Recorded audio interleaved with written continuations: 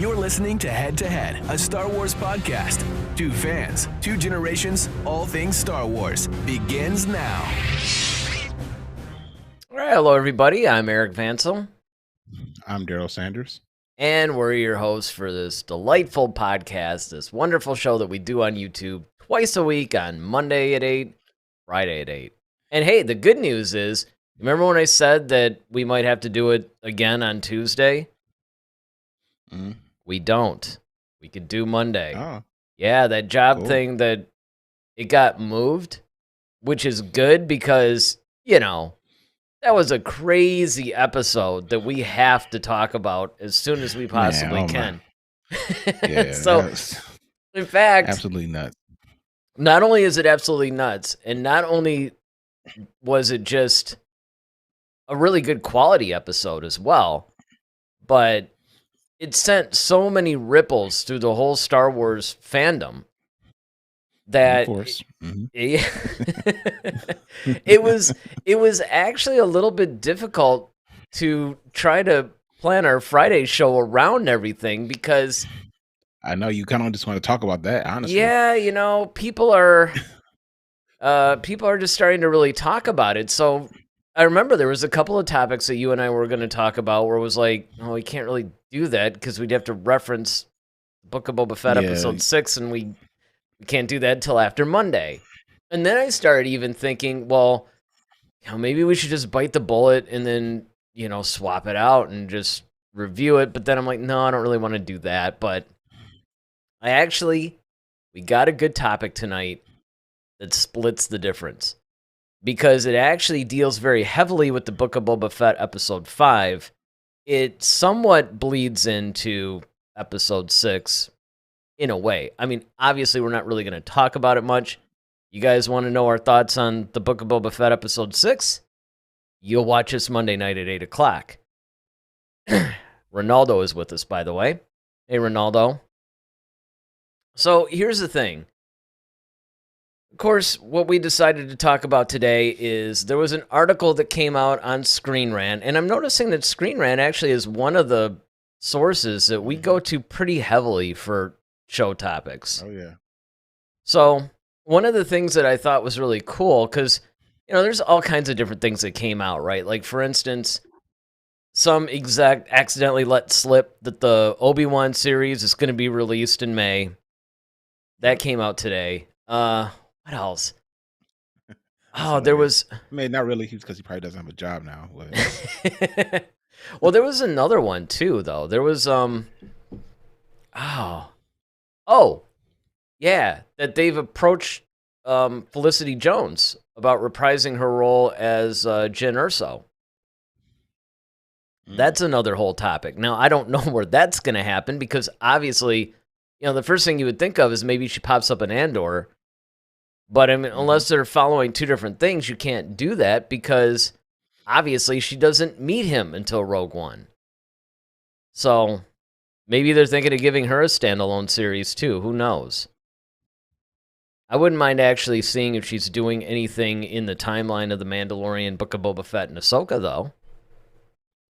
Except she dies. Yes. I would say that she can't. Yeah, well, like, she can't. but see that's what I'm talking about because her character was so compelling that it would be cool to see that, but she died at the end of the movie, so it's really interesting to me what they're trying to do with that. But those are just a few examples of some news that's come out. Or unless they do a live action version, kind of a live action version of Catalyst. Oh, yeah, they could actually.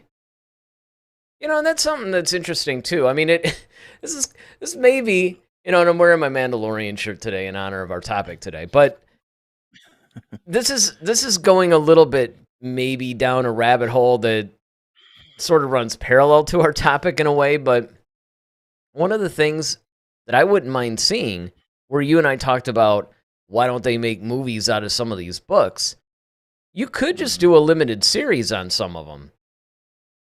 You know, they're not maybe an ongoing thing, but let's say they do something like that, right? Like they take Catalyst, which, for those who don't know, that was a prequel to Rogue One. It was a novel that came out shortly before the release of Rogue One, and it was essentially this really in-depth prequel that, honestly, if you read it, it changes your whole vibe about Rogue One. It's not necessarily that you need to read it in order to enjoy Rogue One, but if you do read it, it will completely deepens and enhances it. And rolling into today's topic, this is one of those things that, because they're coming out with these series, right? You have Obi-Wan coming out in May of 2022, as we mentioned. You have now Felicity Jones is being approached to do Jyn Erso. I don't know. I don't know if it's a series. I don't know if she's just going to appear as something or whatever. You know, of course, you had the Ahsoka series. You have all this stuff coming out. So what's starting to happen is that the story group really needs to start being on point, because they're starting to retcon things and change things. And so after you saw Chapter 5 of the Book of Boba Fett, they kind of modified a little bit what they did with the Darksaber. So, you know, basically, what's happening is that it introduced a concept in Episode 5 of the Book of Boba Fett I'm talking about. It introduced this whole concept of, you know, Bo-Katan had taken it, but she didn't really win it in combat, and Sabine really convinced her that she should take it and rule Mandalore. And then, of course, now we learned in Chapter 5 of the Book of Boba Fett that, it brought down this curse and, you know, all this other stuff. So it seems like Sabine needs to now be in Season 3 of The Mandalorian in order to start to explain some of this stuff.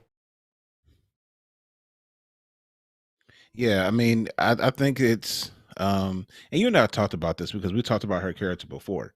You Sure. know, we just actually recently, you know, we were trying to figure out if she was going to pop up in Mandalore and in the Mandalorian, or is she just going to remain like in Ahsoka? Because we know she's been cast for the Ahsoka series, but Yes. you know, now with this whole I guess revelation, you know, of this new canon, I guess, so to speak. You know, now it's like, okay, well, in the new Mandalorian season 3, if that's coming out before, which I'm assuming is going to come out before Ahsoka, so you know, I think that's she needs to be there to actually kind of explain or kind of try to, you know, right. I guess I won't say right size, but I guess you want to kind of like, you know, right the wrongs, I guess, of some things and kind of give some detail because I mean, like I said, I think season 3 of The Mandalorian is really going to be focused on Mandalore. You know, because you have Bo-Katan, you have um Den with the Darksaber, Gideon's in custody, you know, and it's kind of like there's this whole thing that's kind of just looming out there that, you know, we really do need to address is because you have this faction of Mandalorians as far as Din Djarin is concerned, where you know, they have their own kind of cult version of this is the way and, you know, their version of what Mandalorian is. And then you have Bo-Katan, who has her whole system of what Mandalore really is because she's real Mandalorian. And, you know, so I think we really need to kind of like steer. And I think this is a good place for that because, you know, without getting too much into episode 6, you know, we know Grogu's in good hands. Let me just put it that way. So, you know, it's kind of like, all right, he can kind of focus on that now. And that's where his focus kind of really needs to be, in my opinion. Well, yeah, and I'm thinking, man, it's really, you know, it's hard to have this discussion without referencing Episode 6, I know actually. that's what I'm saying. But one of the things that we had always thought was that Season 3 of The Mandalorian does need to be about the whole Mandalore thing, the Darksaber, Bo-Katan, Din, all these things, and focus a little bit more on that and not so much on the Grogu thing. And I think one of the things that threw us was it was one of the posters for the Mandalorian Season 3 that actually showed Luke and Grogu, and we're like, what are they going to do? Are they going to change? Now, of course, there have been some developments, of course, at about episode 6 of the Book of Boba Fett, which of course we'll get into on Monday. But needless to say, I mean, the good thing about it is that, I mean, it's not like we can't talk about anything that happened in episode 6. I just don't really, because we're beyond the spoiler thing. And trust me, I mean, right now the internet's blowing up. It's going crazy everywhere. You knew stuff before they actually. Well, that was a funny story. Was the fact that when I first had seen it and I sent to you, and I actually told Doug, who happens to be another subscriber of ours and a good friend of mine. I came into work the next day and I was like, yeah, man, there's this huge thing in, episode 6. At the time, I thought it was the only thing because they were bringing a character that we had always wanted to see in live action into live action. But I accidentally ran across it. And it wasn't even like I was, usually they'll do this whole, if don't read any further if you don't want spoilers. Problem is, they had a picture of the guy as their thing. Now, fortunately, I'm the type of person that I actually don't care about spoilers. If somebody tells me, I don't care if somebody actually relates an entire movie or show to me. Because for me, even though, yes, there are some things that if you just find them out, like I'll never forget when I first saw Black Chrysanthemum pop up in the Book of Boba Fett, and I had no idea that was going to happen. Another example, if we keep it in the Star Wars universe, is when Han Solo popped up in The Rise of Skywalker. No idea.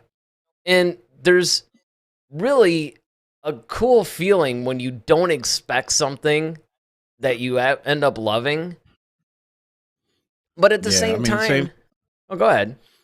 I was just going to say the same thing for me. Like, I mean, although I knew Vader was going to be in Rogue One, I had no idea that whole ending scene was going to happen. Right. Like, that's a good example. I just thought he was just going to be like, he's just kind of, all right, his presence was going to be felt. He's going to talk a little bit, and we got the chances to see him, and all right, he's there. But that whole last, scene where, he's boards the ship, no idea. And it's like, it blew my freaking mind. Oh, yeah. So. Yeah. And I mean, this is the thing that's interesting about this sort of thing is that there's the spoilers that,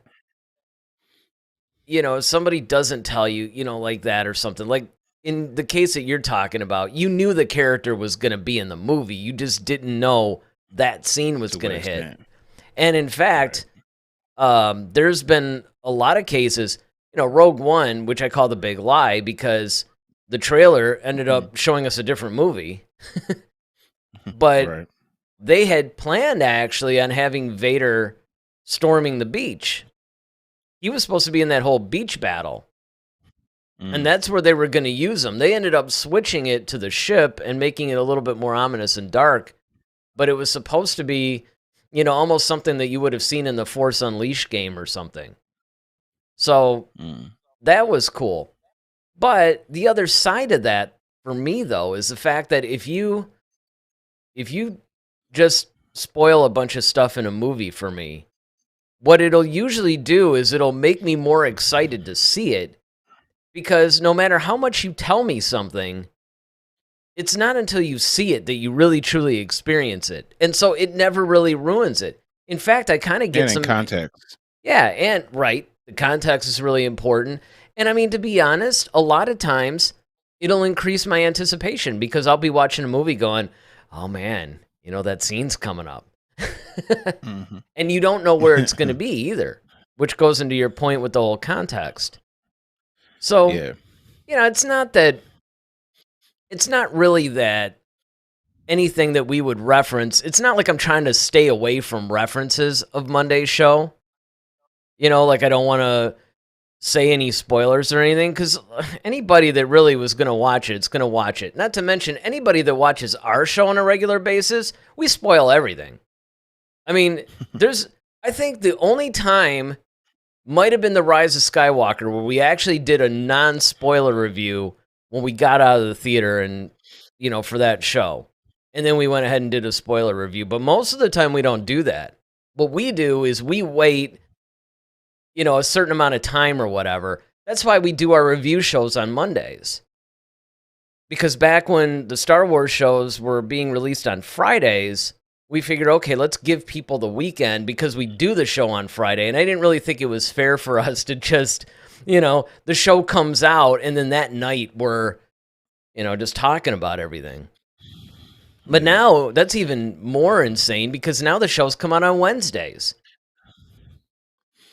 So we can reference this stuff, but the thing is, I just don't want to get too deep into the thing and take away from anything on Monday's show that we would want to talk about, But right. But go ahead.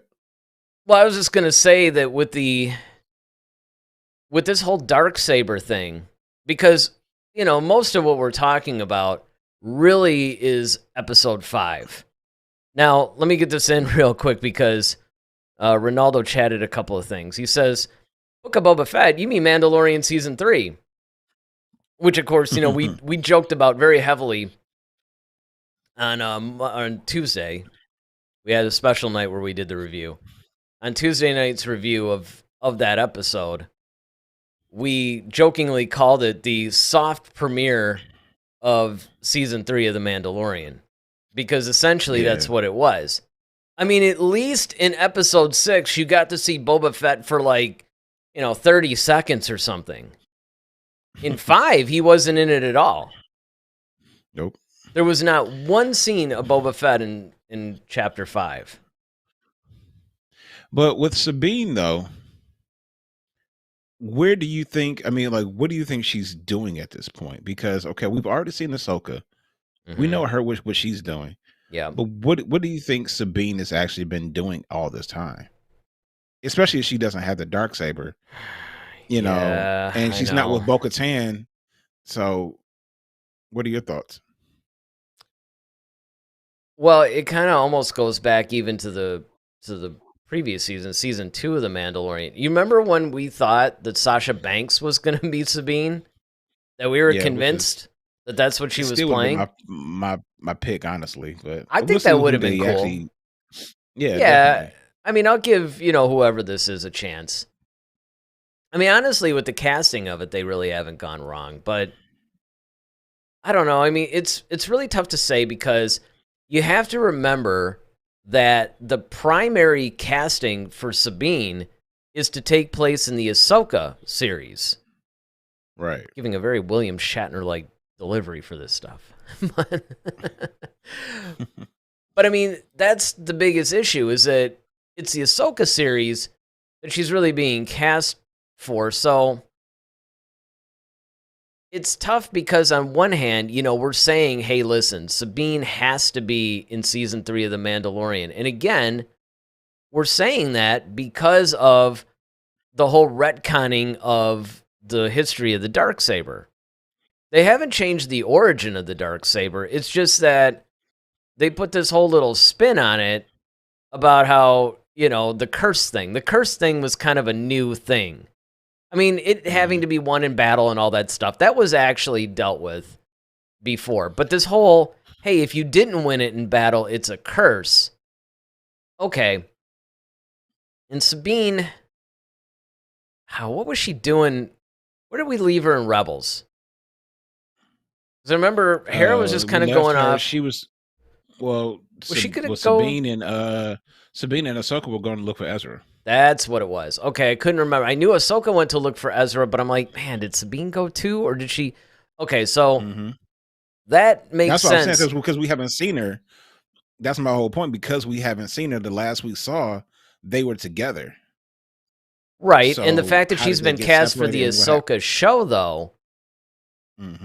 I mean, I know what you're saying, because obviously Ahsoka's alone when she shows up in The Mandalorian, although, hey, it could have been that Sabine might just be on another part of the mission.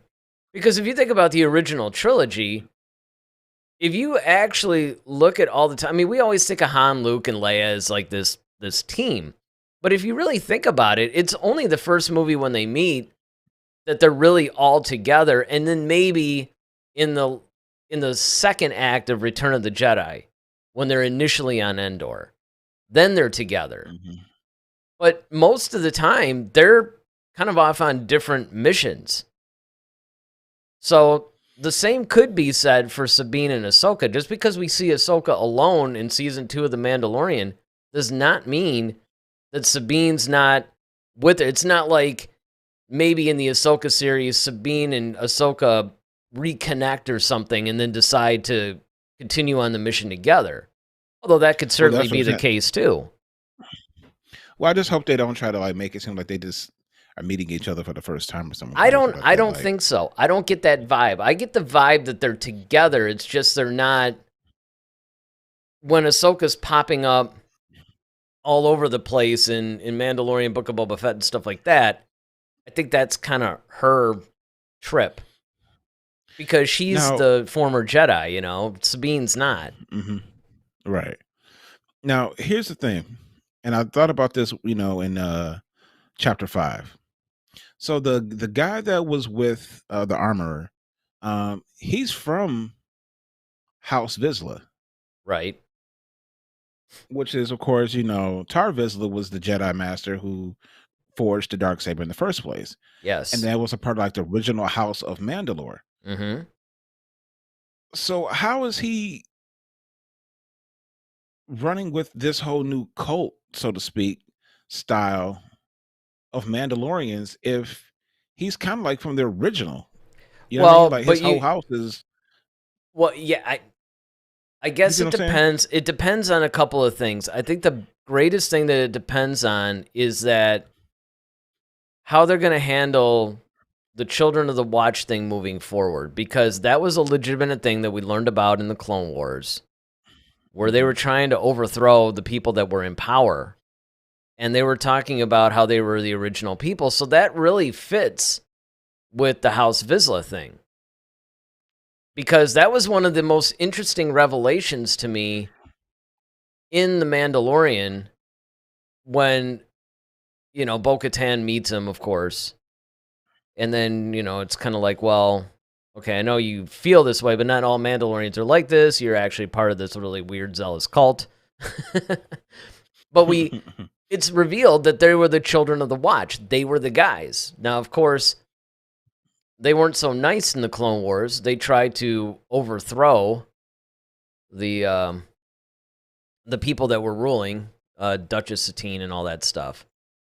Mm-hmm. But so we kind of thought of them as bad guys in a way, but it's not. And this just goes to show you, it just depends on how long they follow a character. Because once we meet Din, now granted, Din is different even from the other Children of the Watch, but it's giving you a lot more complexity to a lot of these characters, a lot of these groups, a lot of these things that we've been seeing thus far in the series. It's kind of shining a different light on them. In the Clone Wars, you see them in this one particular light based on the circumstances of those episodes in that story arc. You flash forward a little bit later, you see a different thing. So it really makes me wonder. You asked me earlier about, well, what do I think Sabine's doing then during this time? Mm-hmm. It's possible that they're still looking for Ezra, because weren't there rumors that they were going to try to cast somebody to be Ezra in this thing? The kid from the Aladdin dude. I thought he was really strongly rumored. Yeah, he actually wants to be in it. But what I'm saying is, are you talking about is he supposed to pop in the Mandalorian, or are you talking about Ahsoka? Ahsoka. Oh, yeah. Yeah, I thought he was. Yeah, and it could be, I mean, maybe she's just, Sabine's following up on trying to find Thrawn. They're just dividing and conquering, I guess, maybe. I mean, that's what I was thinking that she might have been doing, like trying to. She might have been, but see, or whatever, trying to find Thrawn. I could have sworn that Masood, whatever that guy's name is, I could have sworn he was already cast, though. Like, I thought he was cast, but I don't know if it was actually as Ezra, like if that was official. Because the problem is, there's so many reports that come out, and then sometimes Lucasfilm will come out and confirm them. Other times they don't. And the problem is that people keep repeating it, and even though they never confirm it, it's almost like it feels like it's confirmed in everybody's eyes because they never denied it. Right. So I don't know. Let me get to some of these chats. Yeah, well, it is confirmed. Oh, it is Mina confirmed? Masood is, yeah. And he is playing Ezra. They don't have his character listed. They have Hayden Christensen, Natasha Lou Bordizio as Sabine, right? Mina Masood, Rosario Dawson, of course, as Ahsoka, Ivana Sakano, and then Lars Mikkelsen. But they don't have Lars Mikkelsen as Thrawn either. Oh, he's got to be playing Thrawn. But he's got to be exactly. But you see what I'm saying? So that would be horrible if the guy that voiced if they're casting him, he is Ezra. I mean, come on, he's got to be. Like, what else are you? Yeah. What else are you going to cast him as? It's. I mean, come on.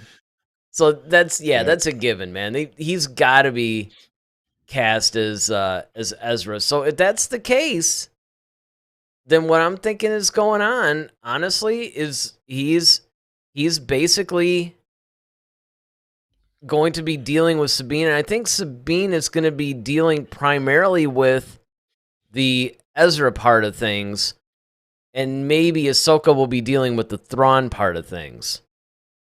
Well, although they're intertwined. I know they're intertwined because Thrawn and Ezra kind of went off on their own things. Yeah. But it really depends on how far they start to follow some of the things like the books and all that stuff, which I would assume they would do because they're canon. But, Thrawn was kind of having his own trip. It's just going to be... It'll be really interesting to see the Ahsoka series finally released because that's going to be the missing piece of the puzzle. Mm-hmm. The Mandalorian is kind of the meat of the sandwich, right? That's kind of the main flagship. That's where everything is coming from. The Book of Boba Fett is sort of like one piece of the bread because we're getting a bunch of stuff spilling over and things are being furthered and answered and everything else. I mean, the Book of Boba Fett is actually becoming what you and I had said it would way back when we first saw that end scene at the season 2 finale of The Mandalorian. And it's going to basically be season 2.5. And now we're going to come up with season 3. Yeah. So what angle do you think they're going to play with Sabine? Like, as far as, like, what side do you think she's going to be more or less on? Well, that's really where this... Like Bo-Katan, or do you think she's going to be closer to, like...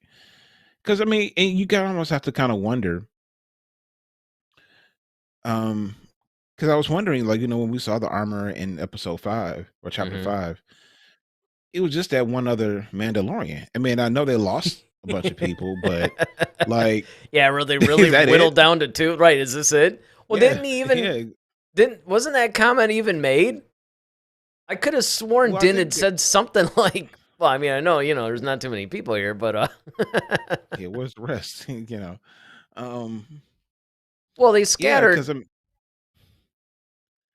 They scattered much like they did in the Empire. What their purpose is. Well, I mean, because I know they're in hiding right now, but then you got like Bo-Katan who's trying to bring. You see what I'm saying? Like, so it's kind of like, well, what are they trying to do, or what are they waiting for? Well, here's the thing about, I think, a lot of it, right? The Children of the Watch are sort of doing their own thing, and they're really underground.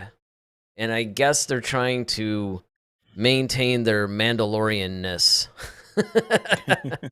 But the problem is that you have Bo-Katan running around pretty openly, I might add.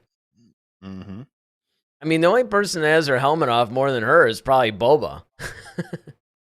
Right. So you have these Mandalorians that are somewhat showing themselves a lot. And they can do that because the Empire had hunted them down and forced them underground. But now remember that the Empire is completely fragmented, which means they haven't completely lost their power or their influence, but it's somewhat diluted. So the Mandalorians can run a little bit free. I mean, sure, I guess if a garrison of stormtroopers saw them or something, they would probably try to attack them or whatever. But they can come out a little bit, And I think that what it is that the Children of the Watch are really trying to just be their own thing and just live in peace, right? Whereas Bo-Katan and her people are actually trying to restore Mandalore to its former glory. And I think that that's the difference in, I guess, in goals or something. Do you think we'll see Sabine or Bo-Katan like in the season finale of Boba Fett? Yeah. Well, after seeing that last episode, man, they're starting to suffer from the Batman problem here. They're like bringing everybody in now. Everybody. I mean, I know, right? And it's like Batman Returns. Well, I was over. watching, and the thing is I was watching, the Campia thing and everything, and their review was actually kind of hilarious. Him and his little panel. But one of the things that they brought up was that with only one more episode, it's really tough to see how they're going to wrap this up. I mean, if there were 12 episodes of the show, this would make sense. Because some of the takeaways, and again, I'm not trying to bleed too much into Monday's show, but the thing about it is that episode 6, and I'll mention this again Monday, but episode 6 probably should have been episode 2 or 3. You're finally getting the tonality that the Book of Boba Fett was expected to be, this more Godfather kind of thing, gangster thing. You got all this stuff coming out. You still needed the backstory. That's why I didn't say, some people say, well, this should have been the first episode. Well, not really. You still needed to find out, how did he get out of the Sarlacc? How did he, how come he's suddenly wearing Tusken robes and has a gaffy stick and all that stuff? I mean, you needed to cover that stuff. I just don't know if you needed to do it over like 4 episodes. Right. They could have actually made episode 5 like episode 3 and then this 4. So, I mean, they're not too far behind. Because, again, I mean, overall, I like the show. I'm not really complaining about it. But I bring this up because it really depends. It's really hard to tell what direction they're trying to go in to wrap this up. We know there's going to be a second season of the show. On the other hand, we also know they're dealing very heavily with Mandalorian storylines in this show as well, which leads me to believe that they're going to continue some of this stuff into season 3 of The Mandalorians. The whole reason why we're bringing up this topic tonight. Add to that, I think they're setting up some stuff for Ahsoka too. There's rumors that one of the primary plot lines for the Ahsoka series is that she and Luke are going to be trying to find, lost Jedi or wayward Jedi or something and bring them in. So it's really tough. So for the Sabine thing, I think that we were smart by starting actually with Ahsoka. Because even though that series is probably the furthest away, like you said, we're probably going to get Mandalorian Season 3 before we get Ahsoka. We know Ahsoka's supposed to come this year. So, I don't know, though. I do know on our show that we did... It was in next year. What? Ahsoka. Not according to our show. In our show, we said, hey, here's everything that's coming in 2022, and Ahsoka was one of the big ones. The thought is that would come around the summer. And we theorized that Mandalorian would probably come out around December. Because that's what season 2 did. And it makes sense because obviously they're not going to have a season 2 of the Book of Boba Fett ready. So I think December kind of belongs to your Mandalorian type of show. But the thing is, Sabine was cast in Ahsoka, which means Sabine's primary storyline, her role, all that stuff is going to probably take place mostly in the Ahsoka series. Right. Which means her goals, her motives, all that stuff will probably also be primarily revealed in the Ahsoka series. So the question becomes, if Bo-Katan does show up in the season finale of the Book of Boba Fett, are they going to continue that thread in The Mandalorian and or Ahsoka? And who knows? I would say so. I mean, I think I think you almost have to. You know what I mean? Like if Boca, I mean, I'm not saying that Bo-Katan has to show up in Book of Boba Fett. She doesn't. I mean, they have because when you look at Book of Boba Fett, it's like okay, he's trying to prepare for this whole little war they're trying to have. Mm-hmm. You got Black Hair Santin, you got Din. Okay, yes, they are the two experienced, but then you got the little Power Rangers, right? So, well, the Mod Squad or whatever they've been calling them. It's And like all right. whoever else comes up. Well, that's what I'm saying though. It's just kind of like, well, who? I mean, who? I mean, aside. And they, of course. Well, I can't get into that because that's episode Oh, 6. you can mention it. I mean, Well, I if could mention anything, Cobb Vanth. yeah. I Cobb mean, Vanth, well, and I his, think he's going to get involved actually. of course, because I think he's starting to realize, like, okay, once these guys start taking over, they're gonna eventually. They're like a Sure. Borg. They're gonna, eventually just devour whatever they can that's Yep. around them, and they're the greatest people that can stop them at this point because if they're gone. Yeah, That's it. I think what it's trying to show here is that if you live on Tatooine, you're going to be affected by the Pikes. Yeah. So I'm just thinking, like, and that village doesn't really look that, I know. It's almost like big. really. So But then again, it's there like was a like a block. gang of them when they were fighting that Krayt Dragon, though, in season 2 of The Mandalorian. I mean, they just popped out. Of course, a lot of them were Tuskens. So I was about to say, like, you had a bunch of Tusken Raiders I mean, too, though. but they might still be around. In fact, that they might have been part of the reason. I still maintain. Now, I thought before they wiped out the village that he was a part of, I actually thought he was going to recruit those guys to come back and help him in this battle. Well, then they killed him off. Then, the one Tusken leader did say, like, okay, yes, there are the ones who just like to kill and who are savages. And that's the ones they he need. might grab those. That's right. Grab those guys. I mean, and that's it. I mean, and that might be, and that's why, because he can recruit. And I mean, obviously with Din, it just shows he's recruiting off-world help. It's not like he's just, going to Mos Espa and Mos Eisley and, all this other stuff and going, hey, anybody want to join my team? No, he's calling in favors. He's calling in people he knows. The only reason why I don't see Bo-Katan doing it is because they weren't really on the best terms when you saw them interacting in The Mandalorian, Yeah, in that little bar. And then plus, it's like, what's in it for her? Right. I mean, you got to remember that she's mostly concerned with Mandalore and getting that back on track. She's not going to, she doesn't care who wins on Tatooine. So I don't really see her popping up in that.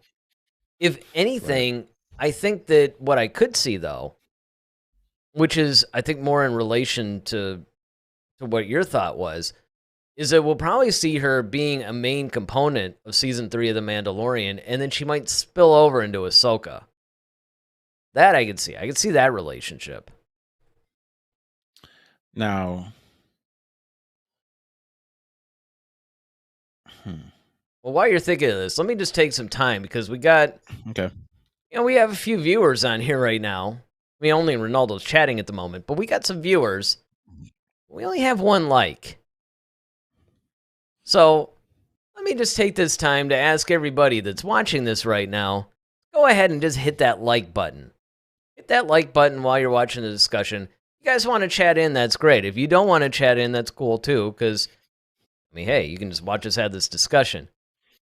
But if you hit that like button, it actually helps the channel quite a bit. And if you haven't subscribed yet, hit that subscribe button too. Our subscribers are actually growing again. That's always a good sign. But go ahead. What did you think of what you're trying to say? Well, I'm thinking because so in episode 6 or chapter 6, someone leaves and they're like, okay, well, you got Grogu and everything. I'm gonna head out. Well, that person actually does have history with someone who's made an alliance with the Pikes. Do you think she might show up? You're gonna have to just start using names here. Okay, I'm hard to follow. And like I said, there's no spoilers with this. It's fine. It's just we're So not. do you think Go ahead. getting okay? Jeez. So do you think It's like irritating Fine. me.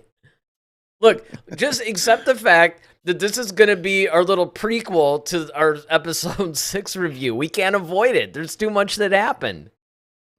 okay, do you think Ahsoka's gonna pop up because she does have history with Bane?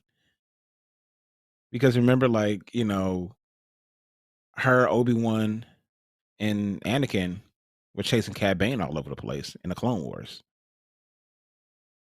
Well, yeah, because there's a couple of things. And again, this is something that I'll get into more Monday too, but the thing about Cad Bane showing up really changes a lot of things plot-wise for not just the Book of Boba Fett, but I think it might spill into The Mandalorian too.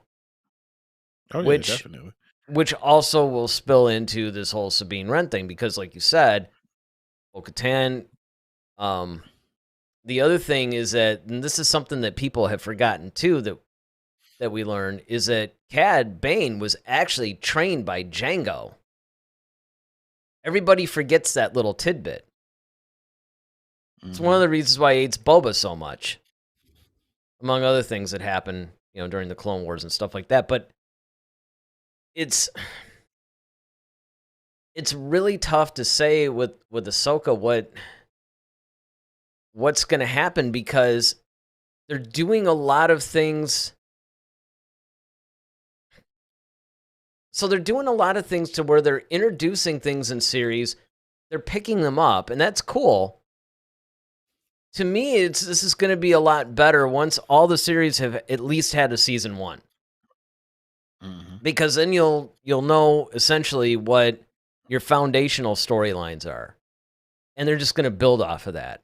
And then when they start doing these crossovers, like maybe they start something in the Book of Boba Fett season 2 that picks up in Ahsoka season 2, you know, or something like that, you can see that. But right now, we don't have all the pieces.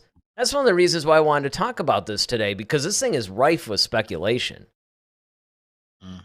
And the main thing is, I don't think it was an oversight that they retconned the whole Darksaber background a little bit. That's a big deal. Them introducing this curse thing into it, that's a really big deal.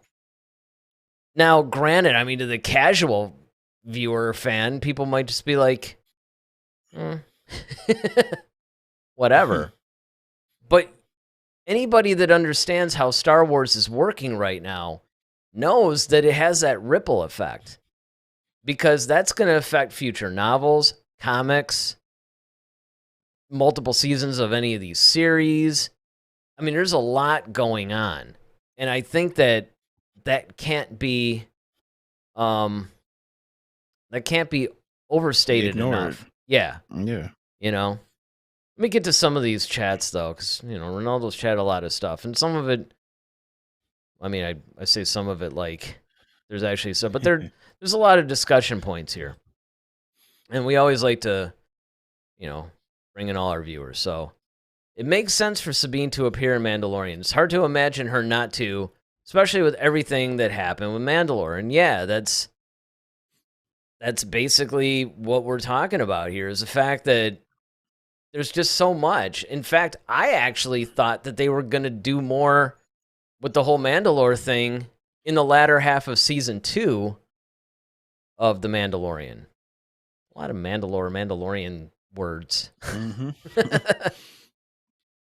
So that's why I think that once season 2 ended, you know, we thought so, and then it wasn't until we saw that Luke and Grogu poster that you know, it happened. Which, of course, brings to Ronaldo's next point. He said, was that poster real? Yes, it was real. It was confirmed by Disney. I think it was for another region or something like that, but it was, in fact, a real poster. Then he said, someone spoiled that Luke died in episode 8. Because, again, he was commenting the whole time we were talking. And yeah, and it's, well, for that matter, there's a lot of people that spoiled that Han died in episode 7. The only thing was, I kind of expected that, though, because I didn't read those spoilers, but I remember when you and I were going to see Episode 7. Oh, you mean episode? Okay. Yeah, like For a the second, actual I thought they were saga. You're like, dude, saga. I'm thinking you're talking. he was I'm in like, episodes. how's he die? Well, no, I'm keep forgetting there's not 8 episodes of Boba Fett. I'm thinking he's talking about. Yeah, I was about to say, now how in the world does that happen? Well, you know what? I sometimes. So the chapter thing, I think they call them chapters because it's almost like a book type of thing. But I honestly think part of that too is so you don't say Do the episode episode. because that's how you refer to the films. Exactly. You know, we call it episodes. I should probably start putting them down as chapters, but you know, whatever. All right. I think Sabine is with Ahsoka, just haven't seen her. And then he says, you know, wasn't Ezra already cast? And yeah, we figured that out. Yeah. while you were chatting that, you know, we were looking on probably IMDb or something and found out that he was already cast.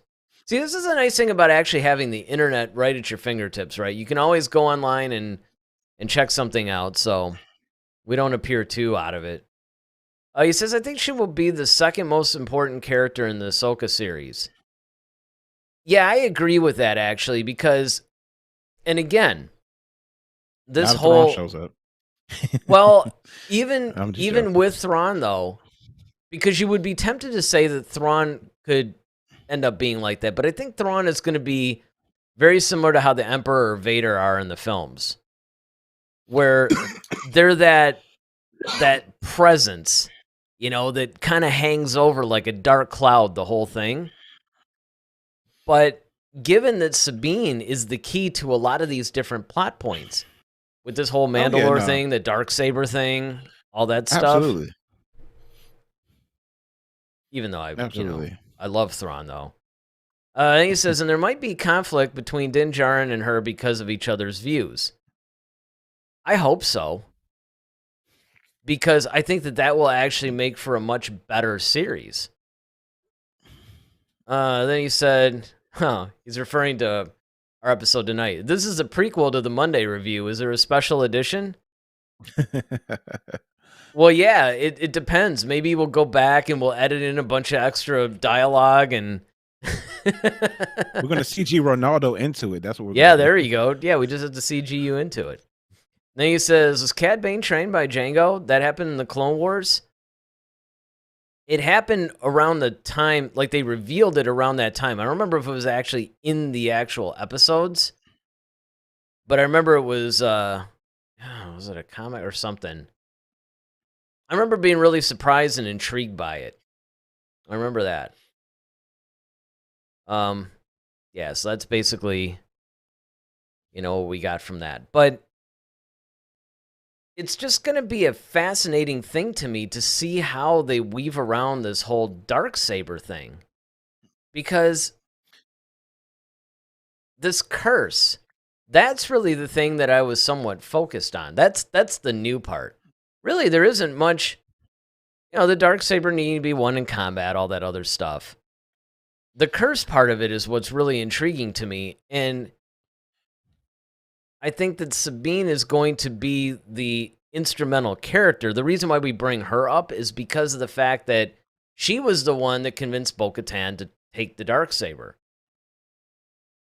Yeah, I know. Granted, while I definitely agree that, you know, Sabine and Bo-Katan are going to be like really, really big key focal points. But there's one person that I think that's just as big as a focal point, but we haven't talked about, and that's Moff Gideon. Oh, Because yeah. I feel because, you know, how did he even get the Darksaber in the first place? Well, hang on, let me change the title of the show tonight real quick. You know, and I think, you know, we're going to find out in season 3 of The Mandalorian, when they kind of start putting him on a trial, you know, he's going to, of course, keep saying, like, oh, you know, because of what his position is too. Remember what he was what, ISB or something like that? Or something, Oh, yeah. You know, he had some. Yeah. So given his knowledge and what he's a high ranking official and he knows all the history and lore and all this stuff, like he may be a key to a lot of other stuff too that we just haven't figured out yet. Well, that's honestly, I'm surprised I didn't think about. I mean, I thought about it throughout watching, particularly episode 5 of the Book of Boba Fett, because obviously that's where we're focusing kind of on Din and everything, and the Darksaber. The Darksaber really was front and center in that episode.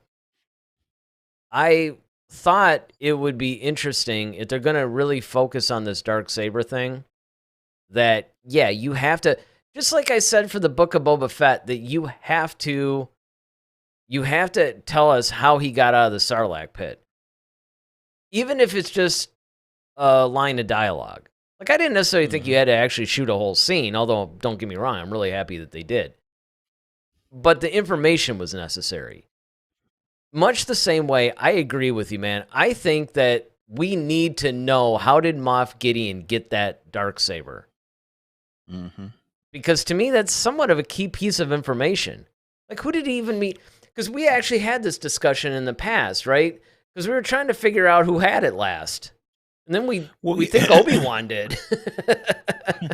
Well, the thing is that's my whole point. Is that, like, all right, when he whipped out that Darksaber, at the end of season 1, we are just like, oh, whoa, man. And then I'm like, wait, but then of course we started asking those questions. Well, where did he get that from? Oh, yeah, that's like, a big thing. Yeah, season two, that's when we see, okay, Bo-Katan's been hunting Gideon just like everybody else has been trying to get to him, and it's like, okay, well, see, this is what makes me wonder, because what was Gideon's ultimate plan? Because he wanted Grogu's blood, because for obvious reasons that, he has the Force. He already has a Darksaber. So was he trying to turn himself into a Jedi or some sort of Sith Lord or something like that? Was that his whole plan? And then, my whole thing is, it's like, all right, well, and it kind of goes back to, episode 5. I mean, not episode 5, chapter 5. Even when Din, right, he's fighting the armorer and he's like saying, like, oh, it's getting heavier. Like, I can't swing this thing. And the armorer keeps saying, like, oh, well, you're fighting against it. So there's a scene, and we were right. The scene in the Clone Wars where Kanan was training Sabine, it happened to Sabine as well. I remember, yep. And Kanan basically told her, he said, this lightsaber is different than most lightsabers because it's made of pure energy. Your energy that you possess within you is like a conduit to the blade, or the blade is like a conduit of that. So it's like, if you're like stressed out and you're weighted because you got things on your mind, it's going to weigh you down. Versus if you're under control, at peace and calm, you'll be able to wield it better. Which is probably why Gideon was so adept with it. Exactly. Because he was focused. He knew he was exactly focused, and he didn't really have anything to worry about or weigh him down or anything. He's a Moff. He's he's doing pretty well in life. He feels like he already feels like he's in control of everything. Sure. So he's like, I'm good. And that's what I'm saying. So that's why he was able to wield it against Din. So that's what I'm saying. I think Gideon may be a bigger key to a lot of this than we realize. Well, I just had to say too, because with season 1 of The Mandalorian, besides that was when we were getting to know the universe, and there was a lot of really happy, cool moments in that. But as far as like the really super key moments, right? Everybody else is focused on Baby Yoda, right? Mm-hmm. All the casual fans, oh, Baby Yoda, and what does this mean? Mm-hmm. When you saw that Darksaber popping through the TIE fighter, that was my focus. I was like, whoa, is that what I think it is? I mean, it took me a second to even go, wait a minute, is that? No, it can't be. At first I thought it was like some weird vibroblade or something. That's what I thought it was too. Like, yep, or some like welding tool that's like, in case the hatch gets stuck, maybe you just put this thing through it or something. Like, God, it kind of looks like the Darksaber. And then of course he's standing there with it, and I mean, my mind was just, it was just insane. Once again, one of those spoilers that we didn't know that was coming. Yeah. Well, yeah. And it seems like everything, because that was the same thing, right? It was that season 2, it was a Luke Skywalker moment. They really disguised that well. And then, of course, with the Book of Boba Fett, well, it's like everything. Yeah. When they said they was going to bring out, like, towards the end, we're going to be like, our mind's going to be blown. Yeah, they were Well, right. and it's funny because they did say, and I guess it's true from a certain point of view, no pun intended here, because it was either Robert Rodriguez himself or somebody attached to the show that said, look, that whole Luke Skywalker at the end of Mandalorian thing, there's one of those in every episode of the show. And for the most part, that's true. Because even the slower ones, right? You could say, well, you saw Boba Fett getting out of the Sarlacc. That's only something we wanted to see for 30 years. But it was when they brought Black Chrysanthemum in, you're just like, because now they're starting to bring in, I mean, even more, okay, they bring in Cad Bane, all that other stuff, which is crazy. But that would be more expected to me than Black Chrysanthemum. Because Black Chrysanthemum is kind of a more obscure, that was sort of along the lines of bringing in Cobb Vanth, actually, in The Mandalorian Season 2, where you take a guy from the novels and put him front and center into this thing. So... yeah, this makes me wonder if they're going to actually, for the last episode, maybe Boba reaches out to Bosk. I was just about to say, that's so weird that you bring that up. I was just thinking that, man, because, Bosk and That'd be sweet. They had I'm sure it got a little bumpy here and there, but, they had a relationship and they were kind of tight. Can't bring Aurora Singh into it, but... I mean, yeah, right? I would love to see Bosk back in the whole fray, because he was always one of my favorite guys. There are strong rumors, though, that Dengar is coming back for this next episode. Which would be really interesting. Yeah. Especially if both of them showed up, like Bosk and Dengar. Yeah. Who they need is IG-88. That would be... right. Yeah. I mean, that's what I would have done. Man, if I were Boba Fett, the first thing I'd be doing is reaching out to all those dudes he was hanging with, back on the... Empire. Yeah. Yep. Although, I mean, I will say, though, he's got Black Chrysanthemum. That's a pretty good start. And Chrysanthemum basically just... I mean, he loves to just, wreck shop, so...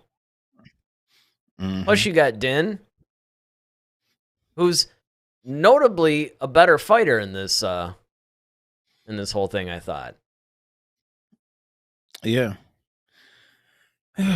So I mean, that's it's just gonna be. It's gonna be crazy. It is, man. The whole thing is just gonna be really crazy, and I don't know exactly how to process all this stuff. But again, I mean, I just think that when you bring this whole curse in, I'm really wondering how that's going to affect things moving forward, because it's one thing for Bo-Katan to just go, hey, I want to restore Mandalore. I need this Darksaber. I've got stuff I need to do, right? It's another thing when you reveal, oh yeah, when you took the Darksaber without winning it in combat, yeah, well, you basically brought on a curse on Mandalore, and that's why Mandalore was destroyed, and it's all your fault. Yeah, it was called the Night of Tears or something like that. Yeah, I think so. So, that's kind of, that changes things quite a bit. And it's also going to change whether or not people are just going to sign up. Like, hey, look, it's the woman that basically destroyed our entire existence. Oh, sure, yeah, come on back and, rule Mandalore. That sounds like a great idea. Darksaber or no Darksaber. So, again, just to kind of like review all this stuff, you have on one hand that aspect of it, which is the main focus of what I was trying to talk about tonight. But then there's all this other stuff too, right? Where does Gideon fit into all this? He had the Darksaber. I'm sure he wants it back. How did he get it in the first place? Again, much like the Sarlacc pit thing, we need something. I'm not saying you have to dedicate an episode. I'm not even saying you have to dedicate a scene. But we do need at least a sentence or two of dialogue to give us a little exposition on that. And then, of course, you have what's going on the Boba Fett side of things. If Din now has the Darksaber, technically if Bo-Katan wants it, she's got to fight him for it. And I also found this interesting too. When you go back to chapter 5 of the book of Boba Fett, and they basically fought, you know, whatever the Vizsla dude's name was. I don't know his first name. But, you know, sort of the like guy from House Vizsla. Yeah, guy from House Vizsla. You know, when he ended up trying to fight it to get it back. So basically, I found it interesting that Din could keep it without killing him. So it almost makes me wonder, you know, obviously it's not a fight to the death because they didn't kill Gideon either. Right. So really, all Bo-Katan would have to do is just basically fight him for it. And then if she beat him, she wouldn't have to kill him. She could just take the saber. Yeah.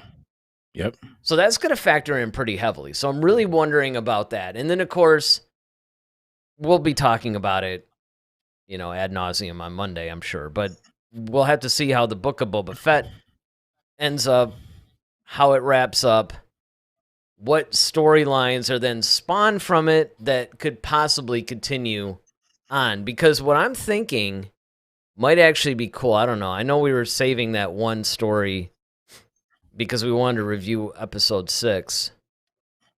And we could still do that. But another thing that we could do a week from tonight if we wanted to, which would be almost like a sequel. If tonight's the prequel to the episode 6 review, if we wanted to do a sequel to it, we could actually do a where do they go from there kind of a thing. Although that might be more appropriate after episode 7. Mm-hmm. But what we could do is once the Book of Boba Fett wraps up, maybe that following Friday, what we could do is we could talk about, hey, what storylines now have been spawned from this series in totality, and where might they be told, and you know how things might develop from there. Where are they going to go from here? Good. Yeah, that might be a cool thing to do. But that's probably going to wrap it up for our show tonight. I mean, what a crazy, crazy thing. All this stuff is just, it's creating more and more threads and questions and everything else. I mean, on one hand, it's exciting because I was telling some people at work today, they are finally doing what I have always wanted them to do in this, and that's begin to connect the universe. Instead of telling these compartmentalized stories that definitely affect other areas of the universe, now they're starting to do like crossover stuff, right? Okay, we're going to start in this series, and it's going to jump to here and go back to here. Things are going to cross. Because, listen, I honestly do not think that the Pikes are the big bad guys. I think Crimson Dawn is. I think Crimson Dawn is pulling its strings, and I think that they're setting things up for their return because they've been returning big time in the comic books. In fact, I mean, if it isn't ready for download now, it may have come out 2 days ago. I have to check my Comixology account. But the second issue of Crimson Reign, I think, was just released. So I'm going to be devouring that this weekend. Cool. So there's a lot of really cool things in this just little universe between these series. You know? And then it's going to be interesting to see where the films go. Yeah, when we finally get back to them. Well, here's the thing, and you know, then I promise I'll wrap up. But the thing that's interesting to me, yeah, I know. The thing that's interesting to me about this whole thing is Rogue Squadron aside. Okay, fine. Say you do that. Okay, so now we're back to square one, right? What do we do as a film? Here's the problem, though. You are building up this super rich and deep universe with these multiple series that by the time, if you even do Rogue One or Rogue Squadron, you're going to have a lot of series out. By the time they get ready to do another film a couple of years later, I mean, you're going to be into season 2 of a lot of these shows. So it makes me wonder what they're going to do. Are they going to try to do a Marvel-esque thing where you have all these things and then they culminate into a film? Similar to how they had all the standalone stuff and then the Avengers is kind of like the cap to that phase and then you start the next phase? Yeah, I mean that could happen. That could very well could be, especially because you got a lot of time between Return of the Jedi and the sequel trilogy. So you got plenty of space to move and tell a bunch of different stories within that, whether it's a series or film. Well, it's good that you bring that up too, because this is honestly the time period that I always thought was the most ripe for really good storytelling. You know, Mhm. I mean, they've been doing the episode 3 to 4 thing to death. And don't get me wrong, there's a lot of really great storytelling you could do there too. And look, Obi-Wan is a perfect example of that. I can't wait for that show. But between episode 3 and 4, there's 19 years, and it's been pretty explored. Whereas the whole post Return of the Jedi thing, there's not a lot. And I'll get into this more Monday, but there's a lot of things that are exciting me about the future of it. But there's also some dangers that lurk too by overusing a lot of different technologies and things like that.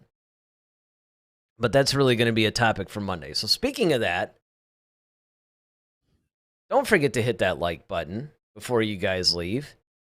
Hit the subscribe button so you are up on all the different shows that we're going to come out with. I mean, look, our flagship show, we're on Monday night at 8 o'clock. We're usually doing some sort of review or maybe a more in-depth discussion.